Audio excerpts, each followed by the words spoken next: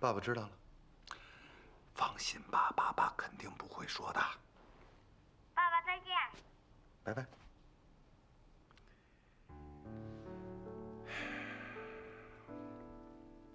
过来吧。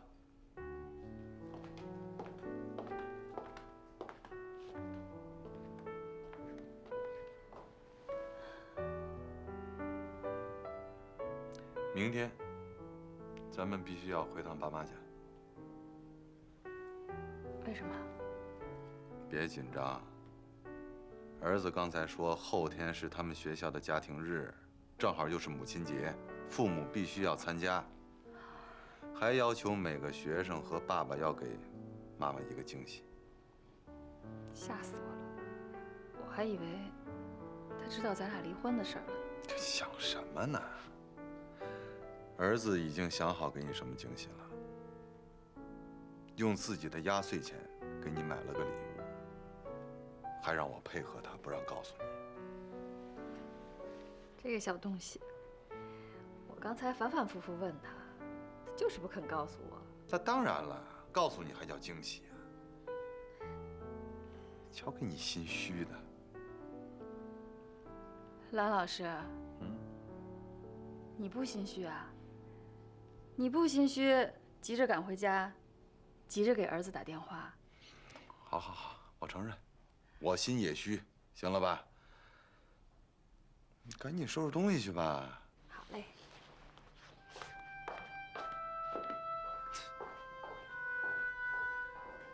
哎呀，吓我一跳。我在想，能不能回到第一个方案，用情感来打动我。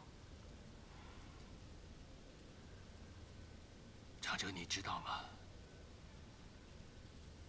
一个从孩子孕育开始就远离千山万水的人，一个在孩子成长的过程当中丝毫没有出力的人，突然就跑出来要这个孩子的抚养权，这对所有人来讲都是不公平的。你承认吗？我承认。你是3个孩子的父亲，你应该理解当父亲的感受。如果你没有在孩子发烧的时候，紧紧地把他抱在怀里往医院狂奔；如果你没有在孩子做噩梦的时候为他擦去额头上的汗水；如果你没有在孩子迈出第一步、长出第一颗牙、叫你第一声爸爸的时候为他感动，没有在他哭的时候跟他一起急，没有在他笑的时候跟他一起笑，你让我放弃孩子的抚养权，你觉得公平吗？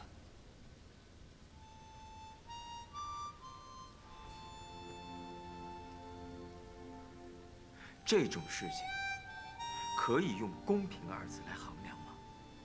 我恳求你，如果还有一丝一毫的可能性，你提出什么样的条件我都答应你，好吗？我再次对你的心情表示理解，但是我必须要坚持，坚持2年之后得到孩子的抚养权。也正因为错过了你刚才说的那些，所以在以后的日子里，我会加倍的补偿，加倍的珍惜。我也恳求你，请你也理解我。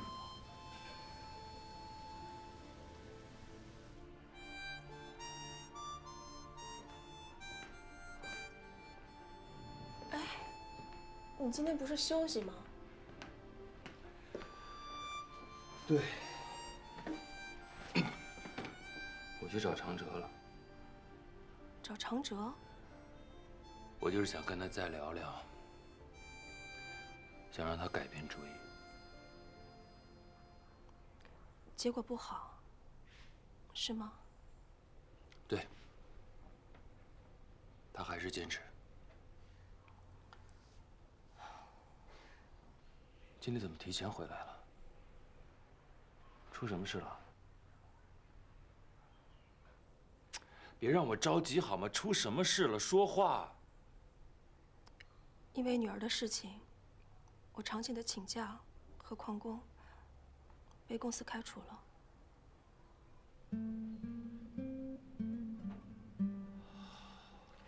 你别着急，朱总说了，只要我们处理好家里的事情，我可以安心工作，不再请假了。我再去找他，他还可以考虑再安排我重新工作的。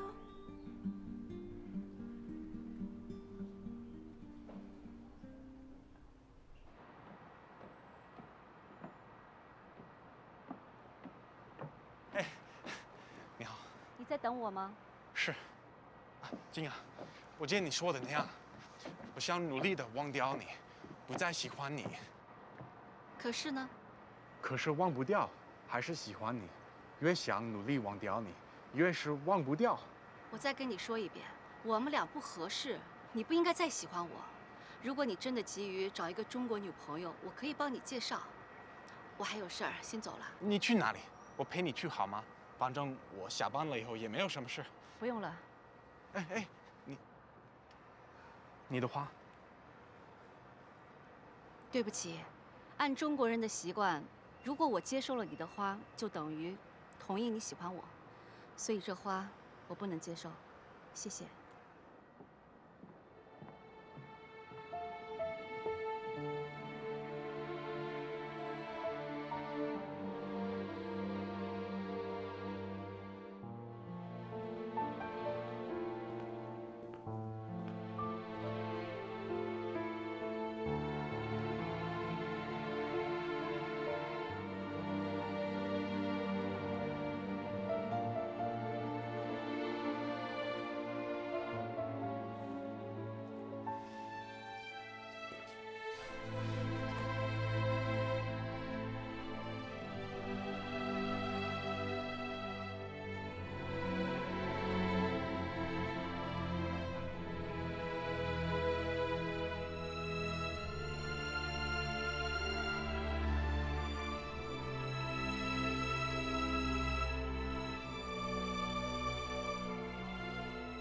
我决定不再等待这2年的时间了。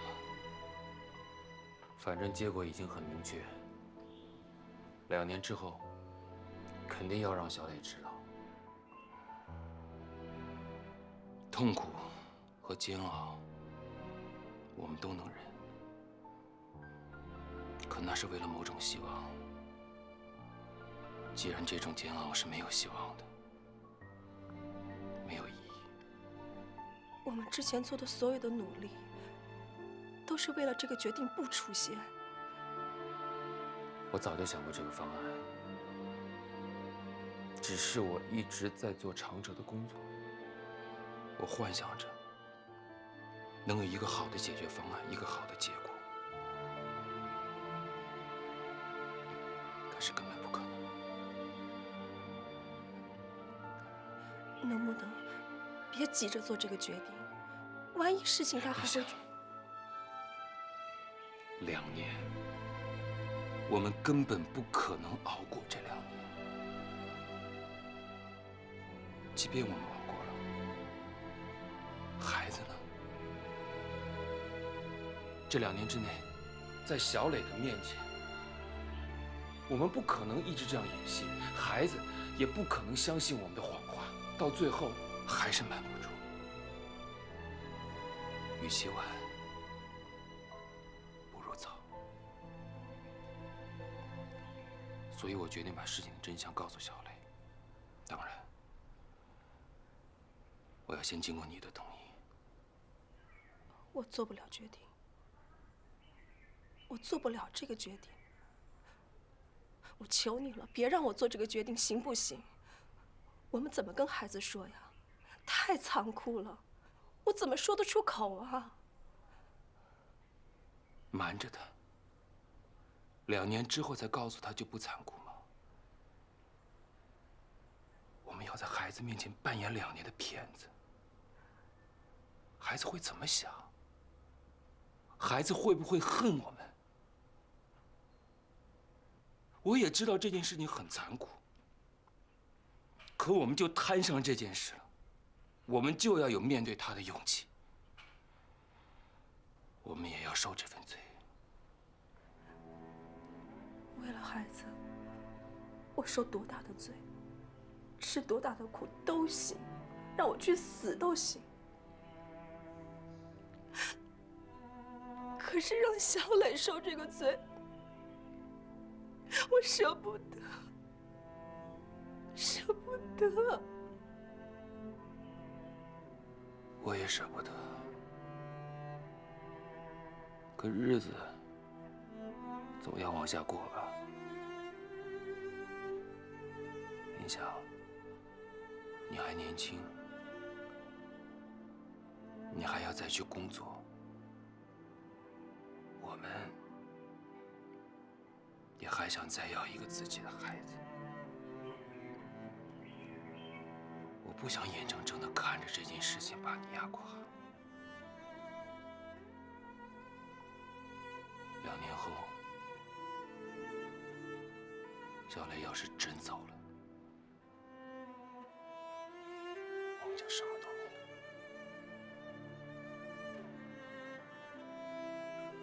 什么都没了。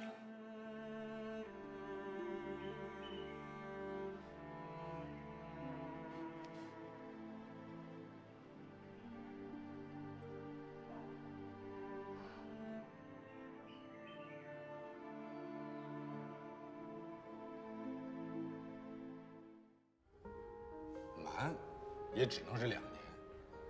2年之后再告诉小磊，他会怨你们俩的，搞不好还会恨。所以我觉得，不能去冒这个风险。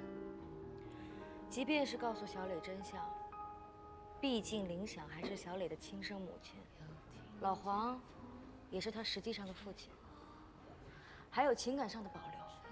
你把这事儿想得太简单了。如果瞒着他，他知道之后，很可能在情感上就失去这个孩子，这是最可怕的。也许我们在这件事儿的过程中，太把小磊当孩子了。也许他知道真相之后，他会有自己的态度，说不定能解开我们目前痛苦绝望的僵局。当然，也许这只是一个幻想。谢谢你们大家的分析。我和林想已经商量过了，把真相告诉孩子。只是接下来到底该怎么做，想听听大家的意见。是先让长哲知道我们的决定，还是让小磊先知道真相？还有，孩子知道真相之后，官司肯定要打，孩子的抚养权我们是一定要争取的。我觉得呀，先通知长哲，做好打官司的准备之后，再告诉小磊。从法律的角度讲，11岁的孩子没有权利决定自己的归属。那我们就请最好的律师。请。如果长哲要打官司，我奉陪到底，哪怕倾家荡产，我也打这场官司。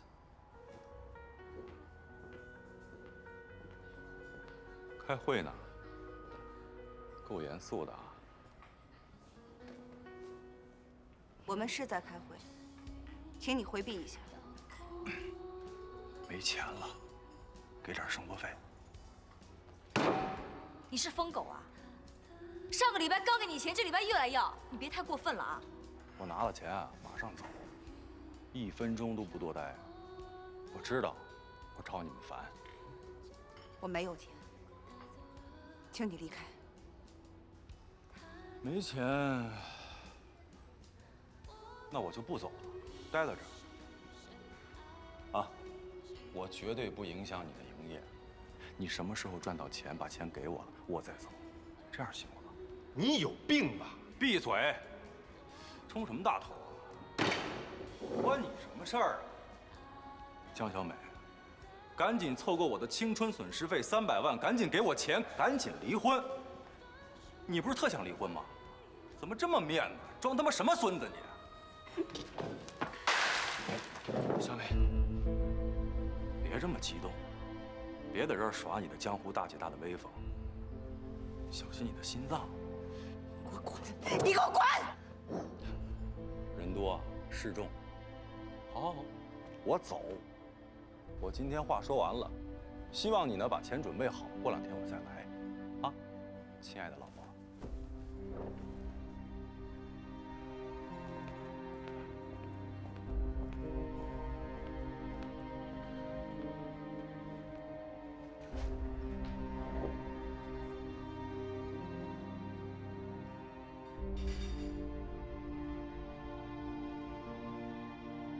梁正廷手里有一些我的照片，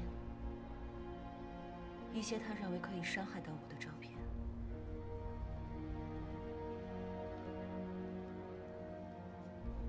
艳照啊！我没有那个兴趣爱好。不是艳照，就是一些小美和梁正廷热恋时期拍的一些亲密照片。如果你不给他这个什么青春损失费，他就威胁你，把照片给公布出来。是。他说，他要把这些照片发给我的亲戚和朋友们。真是个下三滥。其实，他要公布照片，我并没有那么害怕。我只是不想给我那些亲戚朋友们添堵，让他们心里不舒服。仅仅是因为这个？主要原因是，小美答应过她的父亲，不再使用那些强硬的江湖手段去处理问题。离个婚，不至于让你江小美再回到失足青年的行列里面吧？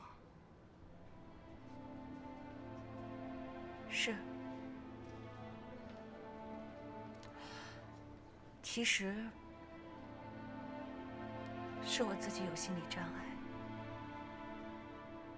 我可以强硬，我可以用强硬的方式去逼迫梁正廷离婚。可是我怕控制不住我自己，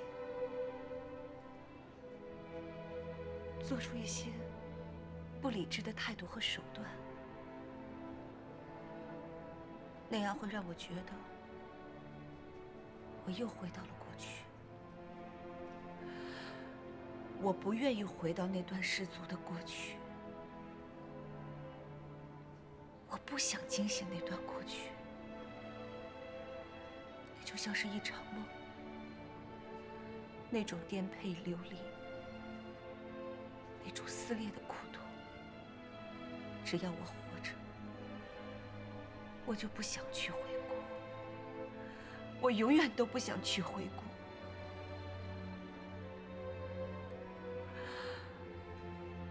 我以为我可以平和、平静地把这段婚姻给结束掉。小美，你没那么聪明。一个打女人的恶棍，一个无耻的混蛋流氓，平和的离婚，这只能是一丝美好的希望。是，希望应该破灭了。把这个希望放在梁正廷身上，又是一个错误。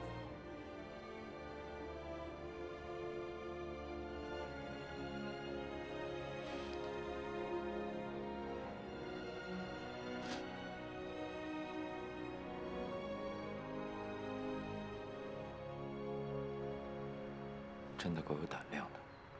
不是有胆量，是无奈，是没有办法的办法。我们能不能再考虑其他的方案？比方说，私下调解。私下调解，我们之前不是讨论过很多种可能性吗？行不通啊。常先生的意思是说，还是先不要告诉黄小磊。如果二位同意的话，我们可以给予你们一定的经济补偿。毕竟，我说的话你们可能不爱听，不要介意。毕竟你们把孩子养大了，她健康、漂亮，所以我愿意在经济上。这个问题不要再谈了。我们的钱够花，把事情的真相告诉小磊，是我经过慎重考虑之后的决定。至于你，你想走法律程序也好，想私下调解也好，那是你的问题。但是，我可以提前告诉你，我们坚决不放弃孩子的抚养权。可是你们想过没有，如果非要走司法程序的话，上法庭会对孩子的心理造成影响，会对他的成长造成不利的。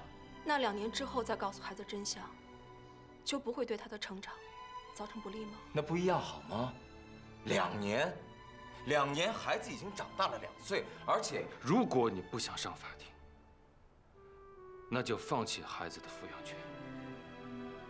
那不可能。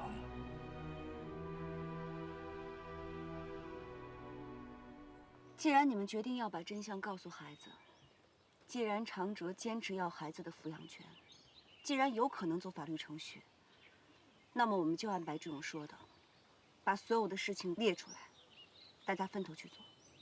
那接下来的事儿就是告诉孩子真相。这事儿我是真没招儿，大家七嘴八舌吧。我觉得别一下子告诉孩子吧，先吹吹风，说一部分，给孩子一个过程，让他慢慢的接受，这样对孩子的刺激会不会小一点？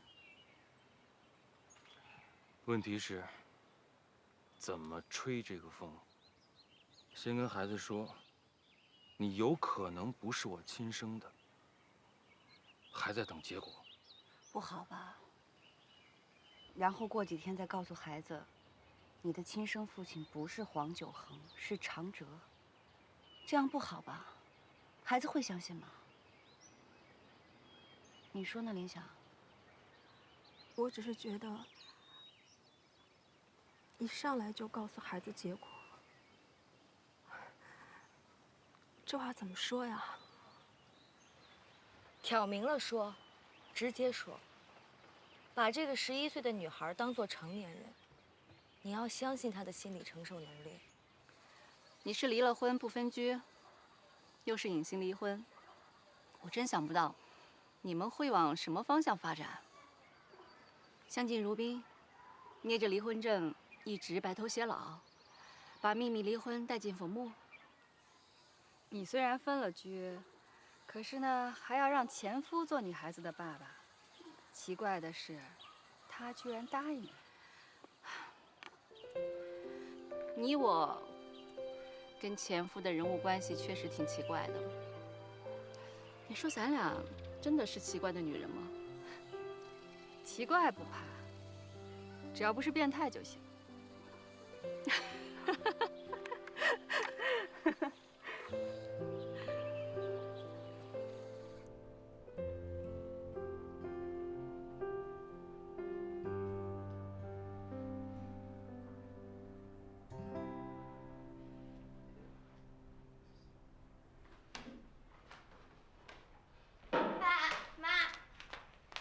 作业写完了，你们不是说过吗？写完作业带我去吃冰淇淋。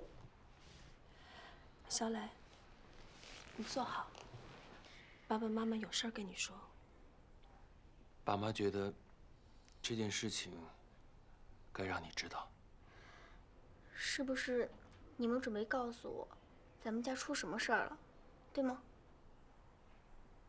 对。家里发生的这件事情，跟你有关系。我来说，妈妈在和爸爸认识之前，有过一个男朋友，后来因为脾气、性格不合，所以决定分手了。分手的那一天，妈妈和那个叔叔喝了很多酒。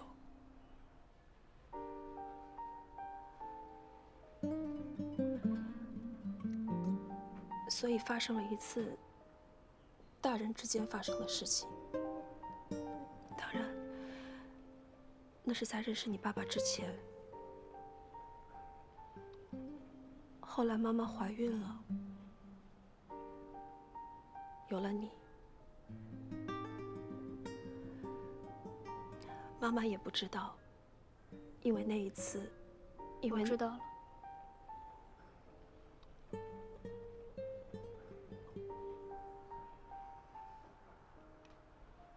我不是爸爸亲生的。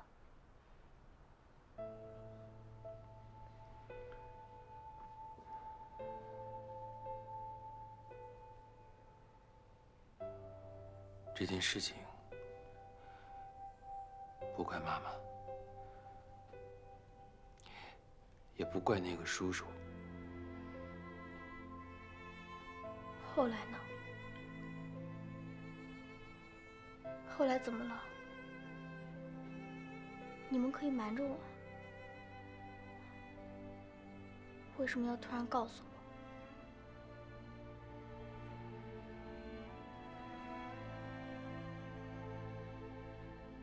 你们说的那个叔叔是长哲叔叔吗？是长哲叔叔。他是我的亲生父亲，对吗？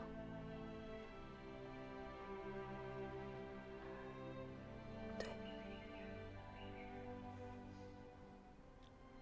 小雷，爸妈想跟你说这件事情，想告诉你事情的真相，是考虑了很久的。原本我们也是一直想瞒着你，不让你知道。可现在怎么了？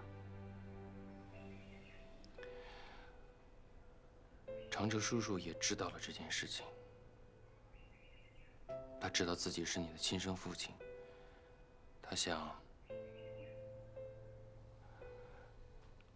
要你的抚养权。你们同意吗？我们没有同意。但是长哲叔叔坚持要你的抚养权，所以可能要打官司，由法庭来判决你的抚养权到底归谁。你们要打官司了，瞒不住我了，才告诉我，对吗？对。爸爸妈妈也是10个月之前才知道这件事情的。当时，妈妈对爸爸说了句对不起。今天，妈妈也要对你说，小磊，对不起。妈妈，不用。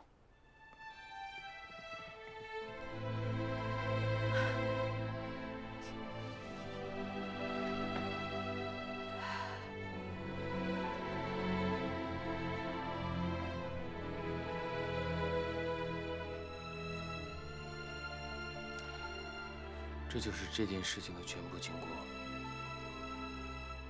这就是这段时间爸爸和妈妈不高兴、闹矛盾的原因。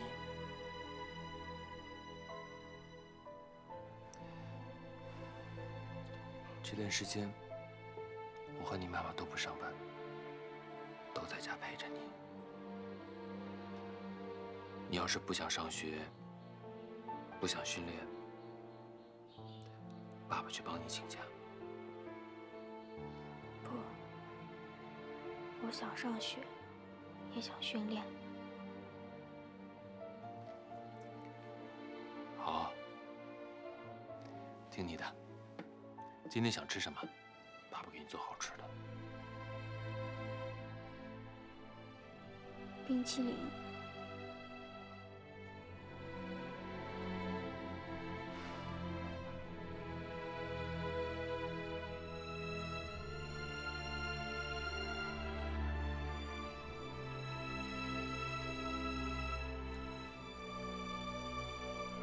妈妈的吃不了了，你帮妈妈吃吧。谢谢妈妈。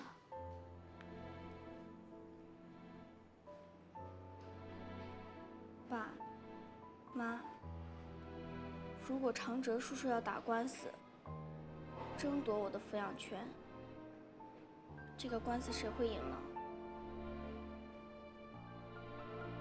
我和爸爸的那些朋友分析过，也在找律师，结果不一定。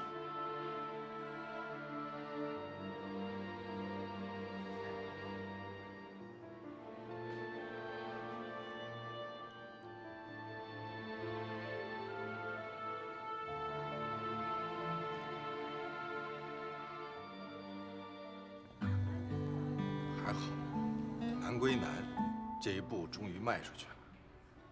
小磊这丫头好样的，这个危机度过去了，定时炸弹排除了，我们终于可以踏踏实实、全力以赴地打官司。白志荣，你先别虚假繁荣。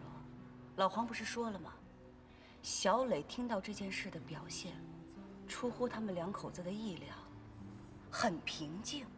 这不是这个年龄的孩子应该表现出来的状态。他会不会？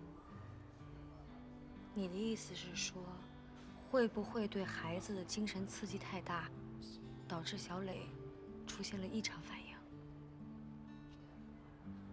会吗？还没有，还没那么严重。但是我能感受到，他的平静是强忍着的，他更多的是怕我，怕林想伤心，故意做出来的平静。这个小女孩开始心疼父母了，我真是喜欢死她。11岁，11岁的孩子，多懂事儿啊！我怎么突然觉得，我特别希望能有这么个孩子呢？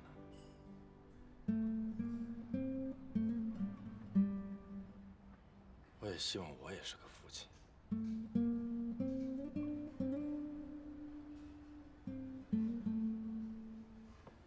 对不起，想岔了。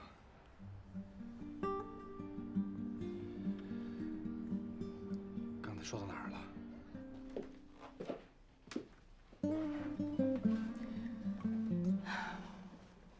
妈妈今天想要和你一起睡，可以吗？妈，如果你是担心我会哭，会难过，没必要。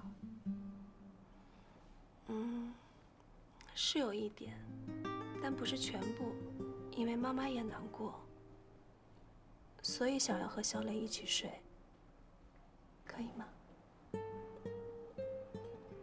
那好吧。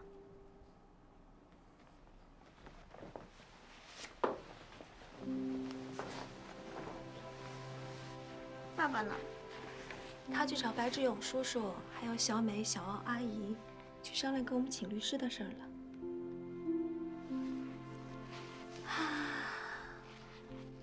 那我们干点什么呢？要不我给你讲个故事吧？还是你给我讲个故事？那要不我们看电视吧？妈，我不是小孩子了，不用这么奶声奶气的跟我说话吧？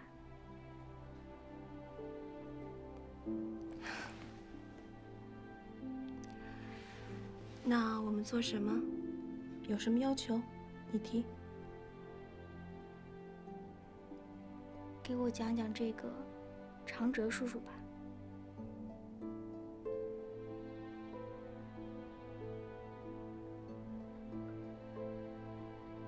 这个赵律师的基本情况呢，就是这样的，收费确实比一般人贵一些。不用考虑收费，就他吧。你不是说他比较擅长打离婚赡养、抚养权的官司吗？对。帮我约个明天的时间，我去签合同。那长哲那边你们怎么沟通的？他只能同意上法庭。还有，他提出要见小雷。这王八蛋，步步紧逼呀，这是。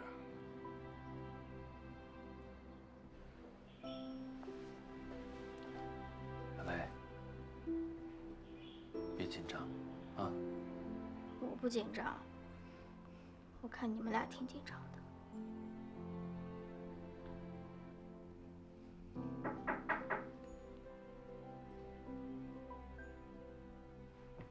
来了。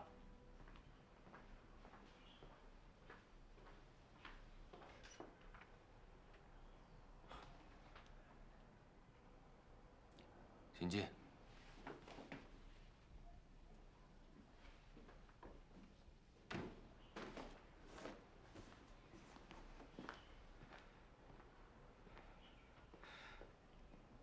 小雷好。小雷，叫人。常叔叔好。好，谢谢。坐吧，请坐。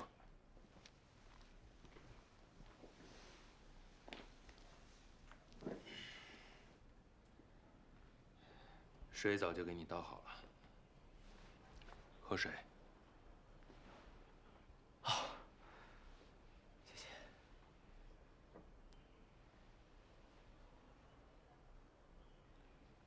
哎，小磊今天怎么没有上学啊？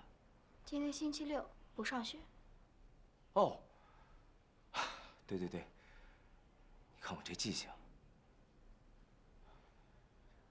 真有点渴了。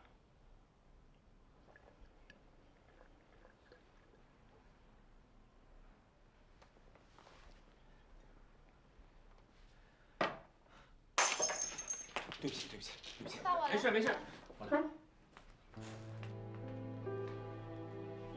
坐吧，坐。不好意思。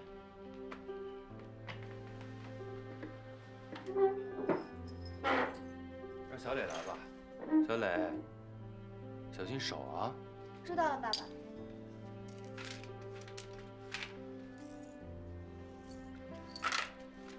对，小心手。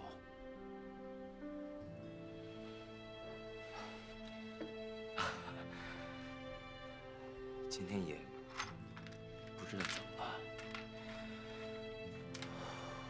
我怎么紧张了呢？辛苦了，小磊。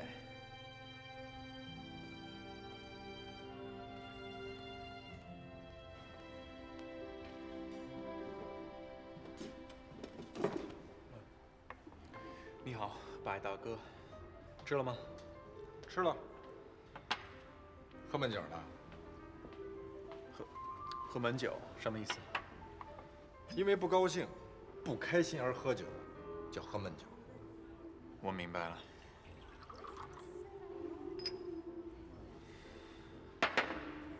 大周末的一个人喝酒，说明爱情攻势失败了呀。怎么着？追求景雅很不顺利。静雅说她不喜欢我，还让我去喜欢别的中国女孩。那当然，她怎么可能会喜欢你呢？我早就跟你说过，她不可能喜欢你这种类型的，张牙舞爪、傻了吧唧的。那静雅喜欢什么样的？喜欢你这种类型的吗？嘿，你这是夸我呢，还是讽刺我呢？我说美国大兄弟，你有点不朴实啊。抱歉。再来一杯。啊，我完了。到了中国，得学会自己倒酒。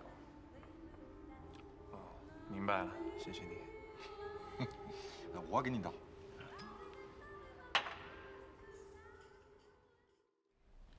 礼物想要拆开来看看吗？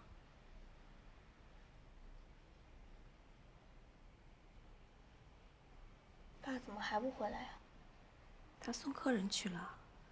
按照中国人的传统礼节，他要把长哲叔叔送上车呀。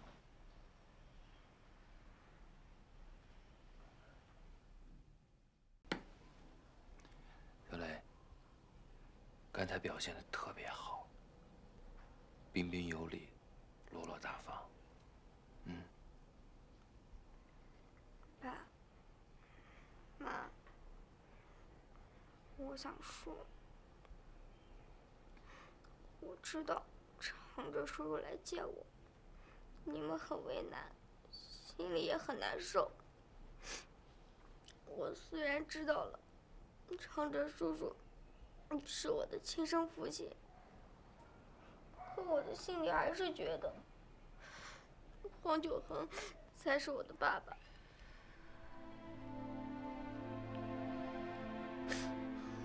我知道，在血缘上，长哲叔叔是我真正的父亲。可是我心里，我是不会承认他是我真正的父亲。我会永远把黄九恒当成我的父亲。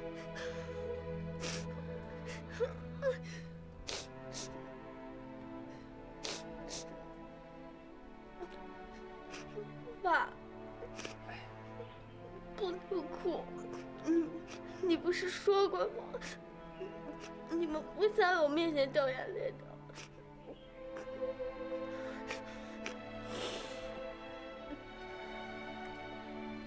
爸爸不哭，小磊也不哭了，好吗？爸爸不哭。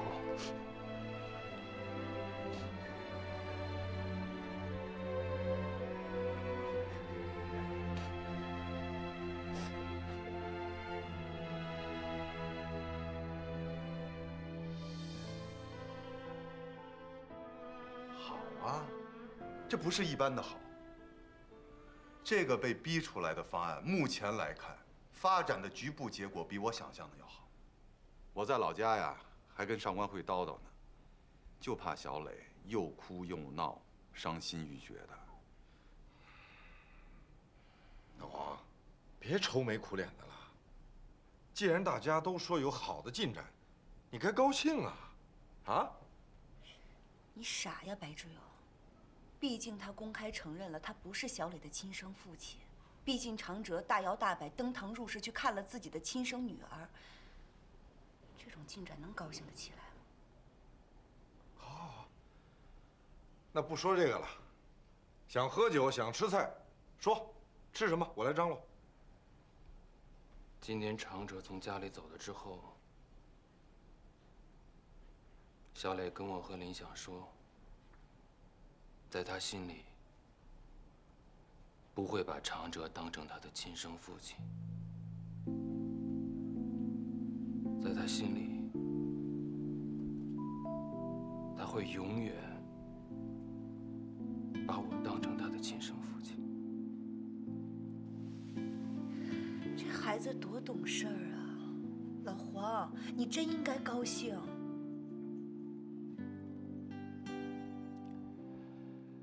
本来出了这么大的事儿，大人受点委屈，没事儿。我们就是不想让孩子受委屈。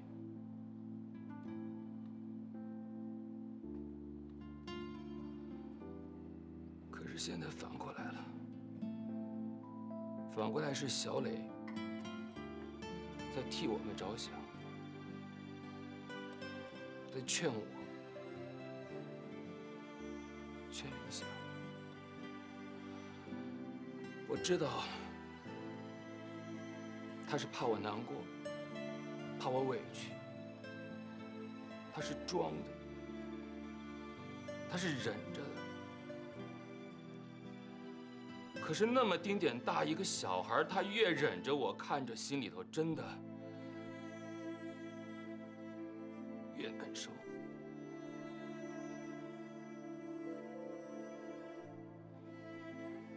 说挺可爱的一个孩子，可惜了。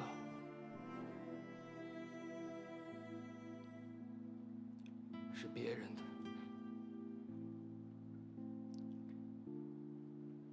别人的孩子。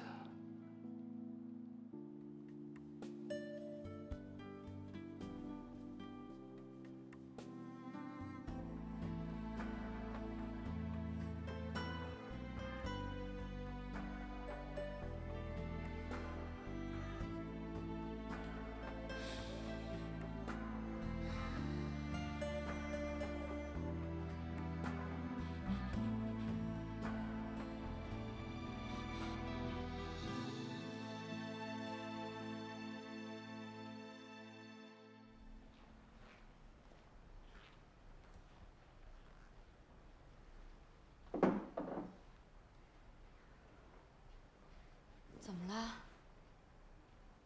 自从去你妈家看过孩子之后，就一直闷闷不乐的。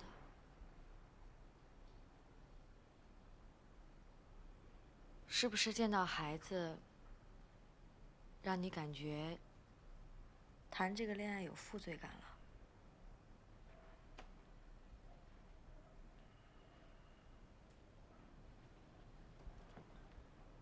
小欧，我是这么想的。蓝天宇，我想听你说实话。我说的是实话。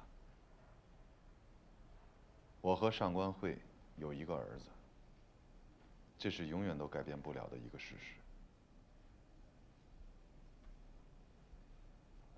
那天在老白家，我看见黄九恒在哭。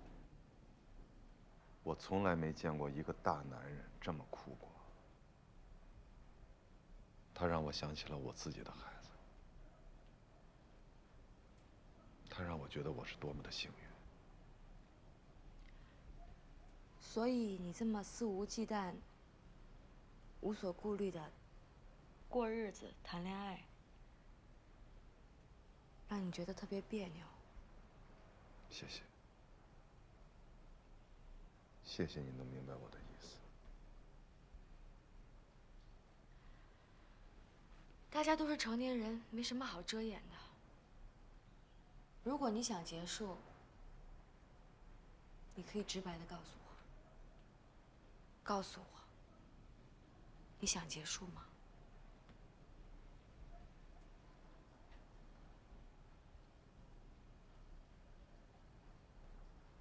想，我想结束。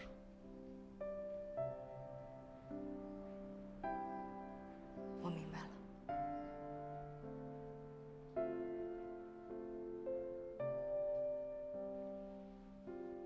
出去走走吧，在这里待着憋着难受，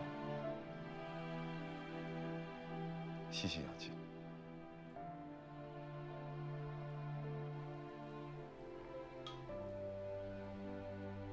如果在法庭上，长哲叔叔坚持要我的抚养权，我不同意，会怎么办？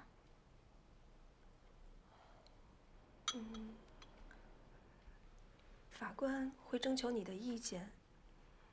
你可以对他说自己的心里话，可是因为你年纪太小了，没有权利决定自己的抚养权归谁。那要等到我多大才有这个权利？18岁。那就是说，如果法官把我判给了长哲叔叔，我不同意，也要跟他走，对吗？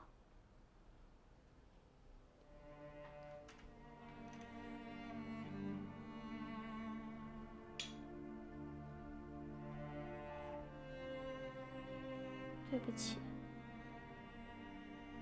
我不该问。想问什么你就问，我们是一家人。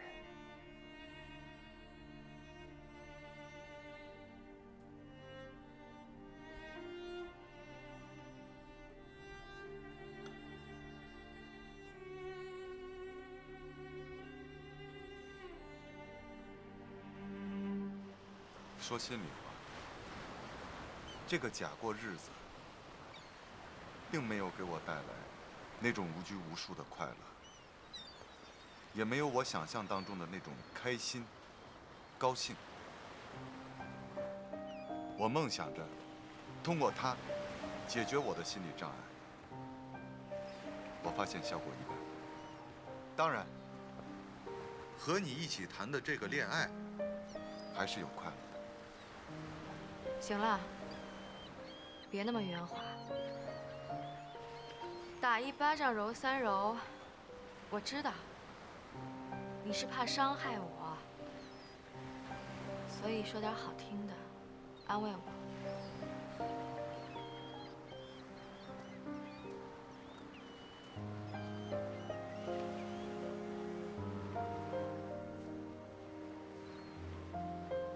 我说的是真心的话。其实，如果你对你的心情有了新的判断，对你和上官慧的关系有了新的认识，这应该归功于这个谈恋爱。那当然了。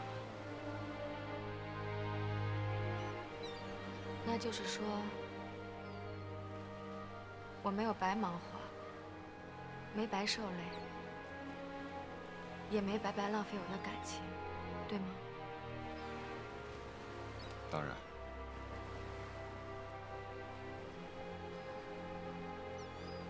好，那就结束吧。反正知道我们谈恋爱的人，一共也不超过10个。在他们面前，一宣布，就算结束。小欧，别说谢谢啊，感觉好像你要把我甩了似的。我说过了，这只是一个游戏，只是一个为了治疗你心理疾病的游戏，所以你不用那么客气，不用说谢谢。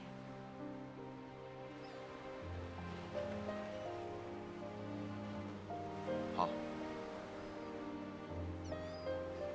不说谢谢，说你结束这个假过日子，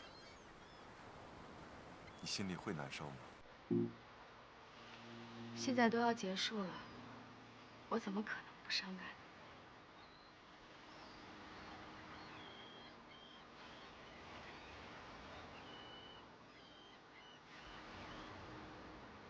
好了，别担心了。分手了嘛，小女子伤感一下，正常。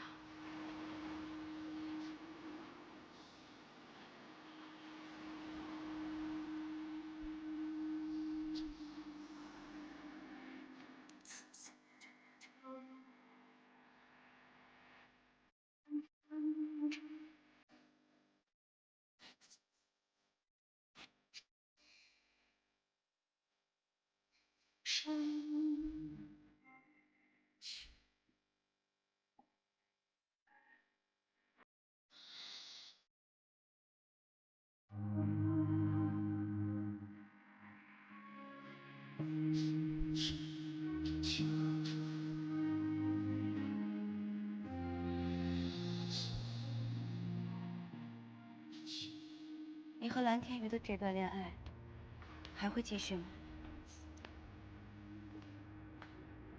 是不是随着假过日子的结束，这段恋爱也顺理成章的结束了？应该是一起结束了吧？从你们俩谈恋爱的开始到现在，这期间你照镜子的时候，认真的、仔细的观察过自己吗？我一直在观察这段时间的你，我看到了一个无论从精神状态还是身体状态都很健康、充满活力的欧小欧。你的眼神里是亮亮的，我很少看到原来你眼睛里那种阴暗和忧伤。小欧，你在做让自己快乐的事，充实自己的事，这对你来说太不容易了。为什什么要停下来？不是我要停下来，是蓝天宇要结束的。我知道，你儿子是你新的心理障碍。那我问你，你那个心理疾病治愈了吗？你超越了吗？我把用谈恋爱来治疗心理疾病的想法给超越了。我觉得不管是真恋爱还是假恋爱，都解决不了我的痛苦和郁闷，所以我想要和小欧结束。没有效果的事情，还要继续做下去吗？老蓝，你这就有点装孙子了啊！占了便宜还装委屈啊！其实，在上官会受伤之前，你的心情比以前好多了。我还是选择我那个走着看的战略吧。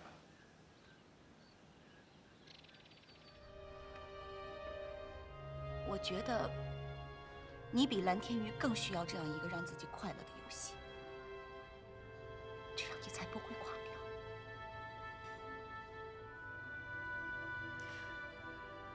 至于我和蓝天宇的关系，就用最古老的方式解决吧，顺其自然吧。我真想把你的秘密告诉蓝天宇，告诉大家，告诉所有人，这样就不用再遮遮掩掩了。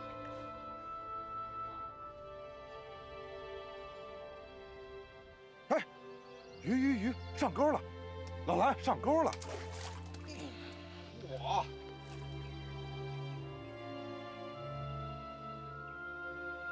拉上来干嘛呢？我怎么觉得自己特别像这条鱼啊？在挣扎。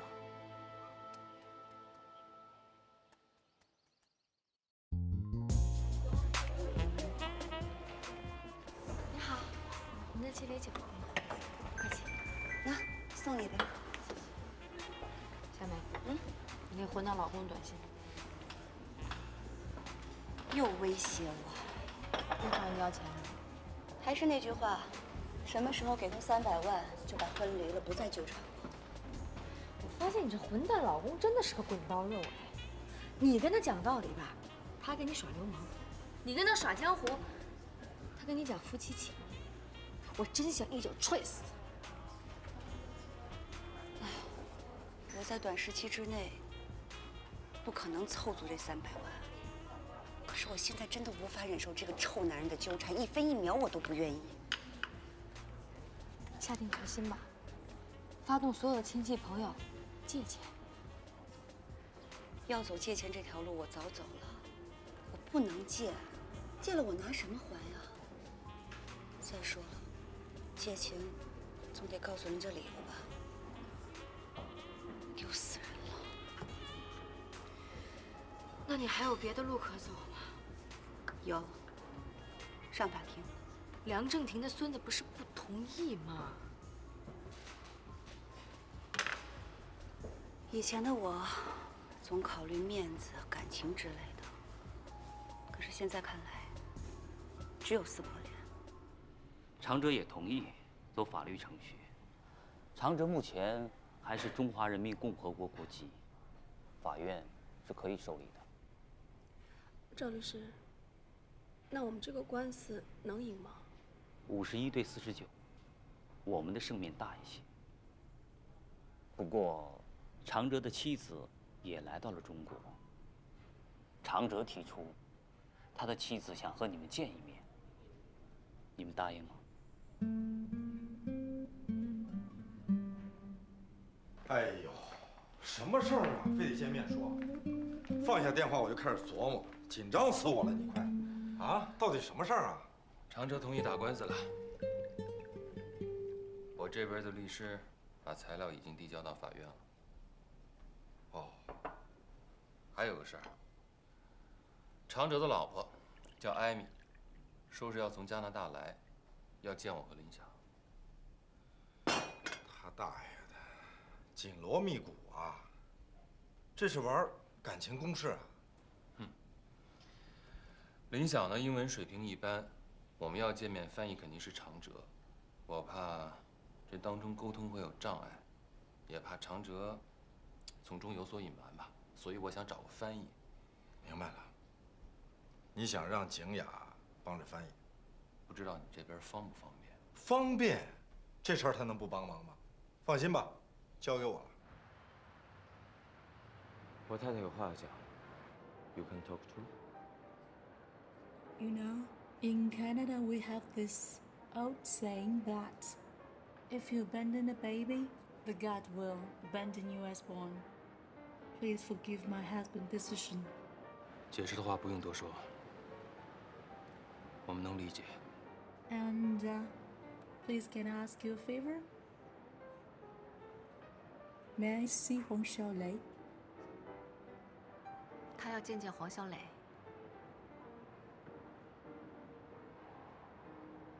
我不同意，因为孩子最近经历的事情太多了，他不能再被打扰。这个艾米倒是挺善解人意的，说到最后，他还替黄九恒和林想难过上了，眼泪都流出来了。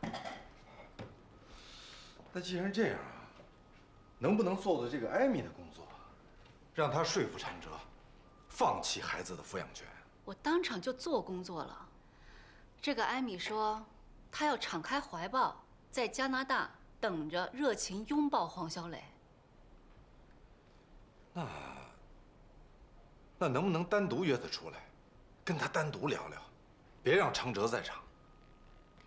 我认为，不要妄想再做艾米的工作了。作为一个白种女人，她的潜意识中总认为他们国家的经济文化比咱们要发达，她还是摆脱不了中国还是发展中国家的概念。艾米是真心实意地认为，孩子在加拿大能够受到更好的教育，有更好的生活。什么更好的生活？都经济危机了，还端着架子呢。哎，对了，这是老黄给你备了点儿翻译费。你有毛病呀！帮这种忙、积德行善的事儿，哎呀，退给人家吧。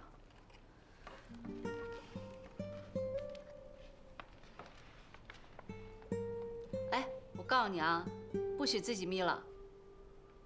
我有那么财富吗？你以为呢？你们俩是不是有话要说啊？你看这孩子，跟人精似的。不是我人精，爸爸一会儿看你，又一会儿看我，不好好吃饭，一看就是有话要对我说。是，爸爸有话要跟你说。今天我和你妈妈去见了长哲叔叔的妻子，她叫艾米，艾米阿姨。艾米阿姨提出来想要见你，爸爸妈妈没有同意，但是呢，妈妈要告诉你一下，征求一下你的意见。如果你想去的话，我再告诉长哲叔叔。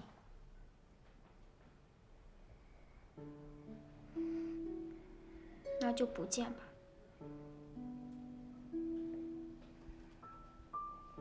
你可以再考虑考虑。从礼节礼貌上来讲，人家大老远从加拿大来了，来见你，你也应该见他一面。所以，爸爸妈妈把决定权交给你，好吗？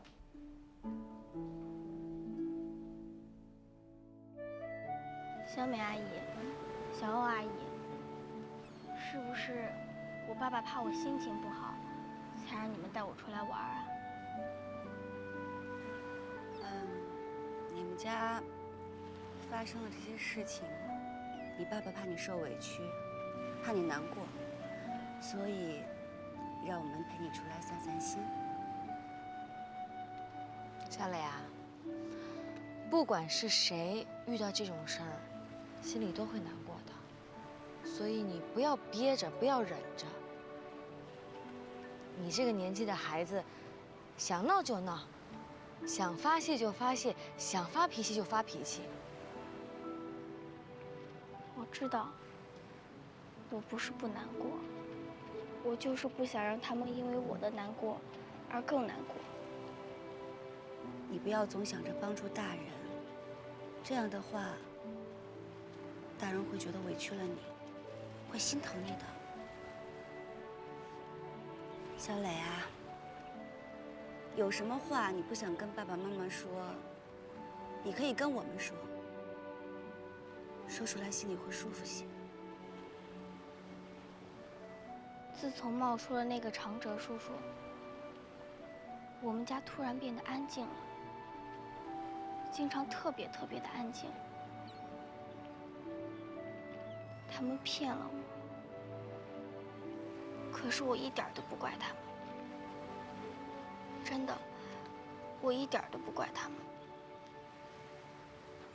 我还特别希望这个小弟弟和小妹妹能早一点来，这样爸爸的心里能好受一点。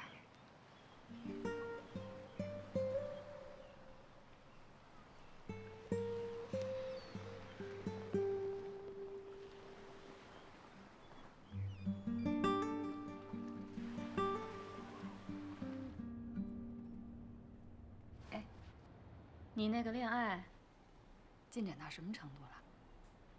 说心里话呀，谈的这个恋爱，没有我想象当中这么管用。当然了，也不能说一点用都不管。这么说有点装孙子了，而且你也不信呀。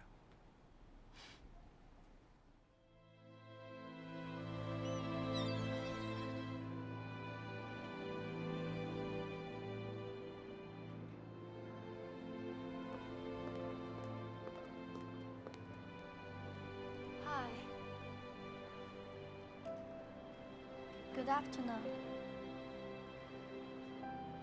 Nice to meet you. Nice to meet you too.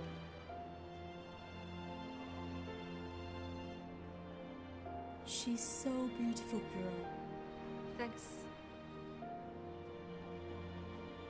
Can I hug you? Okay.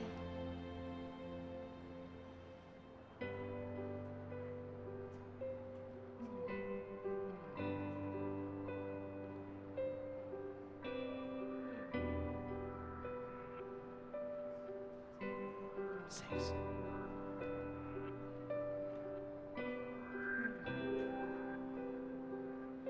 江小美，走法律程序，我是坚决不会同意的。不同意也没用，回去好好研究研究婚姻法。只要单方面提出，法院完全可以受理。看清楚，我有病。抑郁症。这是证明我患有抑郁症的诊断书。我研究过婚姻法，法院在这种情况下是不会轻易判离婚的。如果你到法院起诉，我就搬到你那儿住，让你照顾患有抑郁症的老公，尽妻子的义务，明白吗？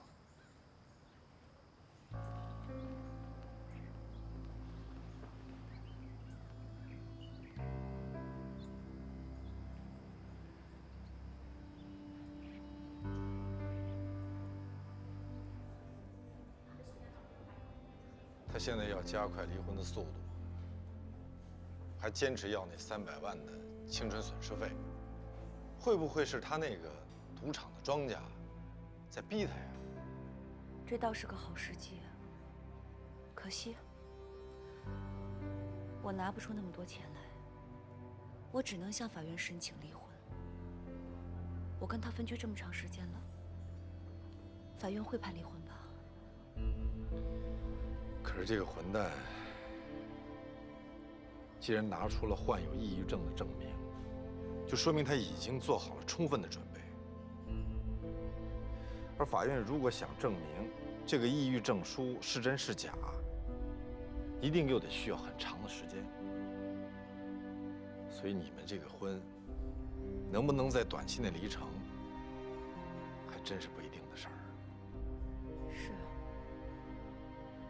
我都能想象出将来在法庭上，他一定会在法官面前表现得可怜兮兮，装作一副受害者的模样。演戏，这是他的强项。再加上他出身良好，高学历，有稳定的工作。我呢，不太光彩的过去，一个失足女青年，法官怎么判还真不一定。真是煎熬啊！他奶奶的，这两个字怎么频频出现在我们身边？黄九恒在为了孩子的抚养权煎熬，蓝天瑜在为了恋爱的事儿，应该也是煎熬。现在又是你，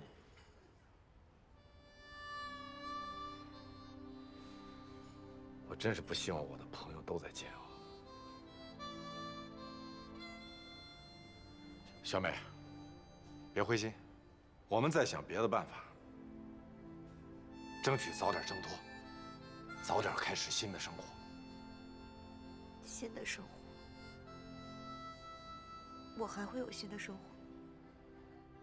要求一段新的生活，不是奢望，是活着的最低标准。否则老天太不公平。老天就应该告诉我，还有什么别的办法能把这个婚离了。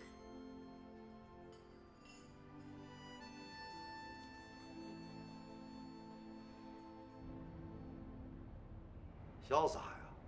说你把前半生挣的所有的钱都玩完了，再找工作，怎么了？都造完了？造完了，干干净净，彻彻底底，口袋里就剩几个钢镚了，一走路还叮当作响。所以我得找工作呀，我需要钱。老葛被关进监狱之后，公司不是缺个副总吗？我来。你干还挺合适。但我有个条件。我明白。放心，我以后绝不喝酒，绝不跟同事吵架，绝不顶撞老板，兢兢业业，任劳任怨，可以吧？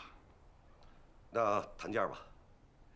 年薪20万，至少签2年。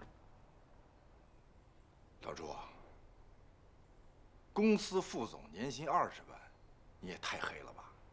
你长点，40。老白啊，你都贴心贴后心了，都要饭吃了，有口吃的就不错了。还行，20就20，年薪20，2年40，签约之后你一次性打给我。一次性？你当你是乔布斯呢？能预先算出你的市场价值？别说假话，告诉我，为什么需要这么多钱？为了一个女人。你疯了！老白，就当咱俩今天没见过面。哎呀，该干嘛干嘛去。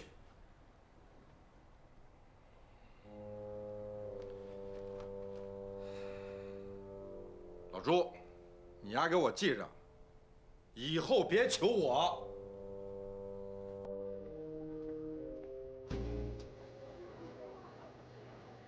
你又要找工作？为什么？我想满足你那混蛋老公的要求，给他300万。为什么？因为不给那孙子300万，你这婚短期内就离不了啊。我说的为什么，是你为什么要用这种方式来帮我？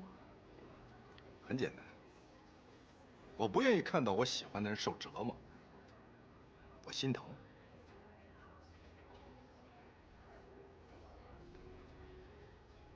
不过，我没别的意思，我是喜欢你，可只是喜欢。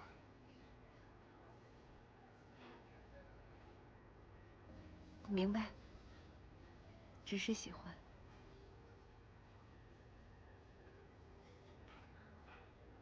你这种人，能喜欢有那样一个老公的女人，一个有一身麻烦的女人，已经很不容易了。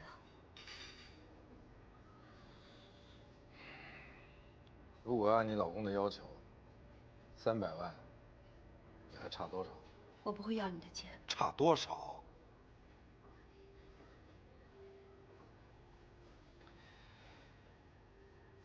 钱就是用来花的，用来舒坦的，用来买开心的。除此以外，它就是个屁。黄九恒和林想的例子，更加说明了这一点。你放心，我不是白给，是借。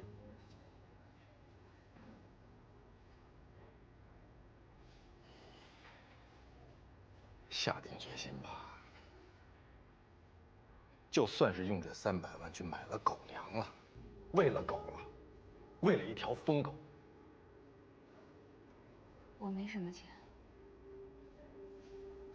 除去参巴的流动资金，我大概只有20万，还差280万。你比我想象的要穷。交给我吧，我来试试。你是全世界人都知道的穷光蛋，你能有什么办法？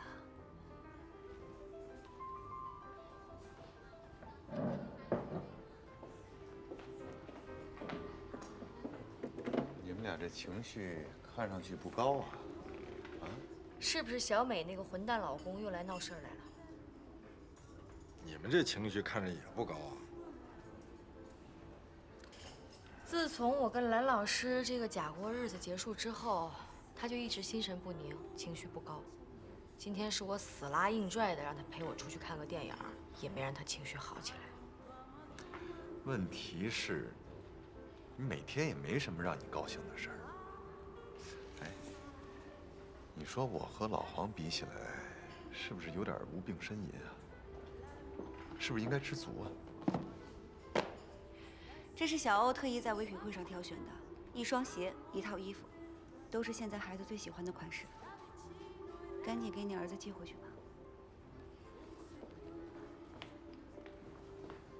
我们小时候呢，最高兴的就是收到父母给的礼物。光想着儿子是不够的，你得付出行动。光给钱也没用，钱是没有温度的，礼物就不一样了。这可是实实在在的温暖。不用这么感动，举手之劳。蓝老师，你放心，我不会缠着你，我们就是朋友。我压根儿没有要当你儿子后妈的打算，所以放轻松啊。我还是有些感动。我还是想说谢谢。白志勇又在找工作了。找工作？他不是为了追求他的舒坦潇洒不找工作了吗？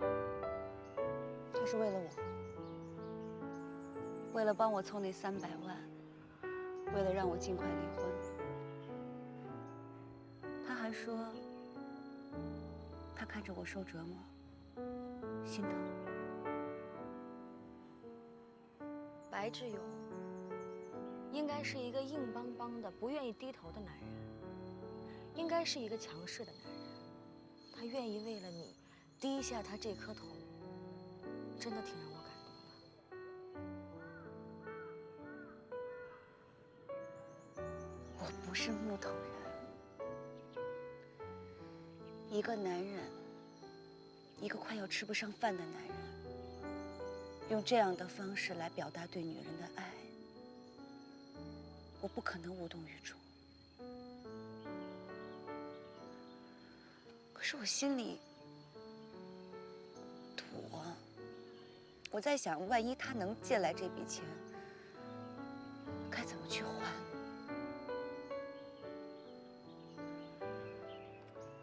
都这个时候了，要往好的方面想。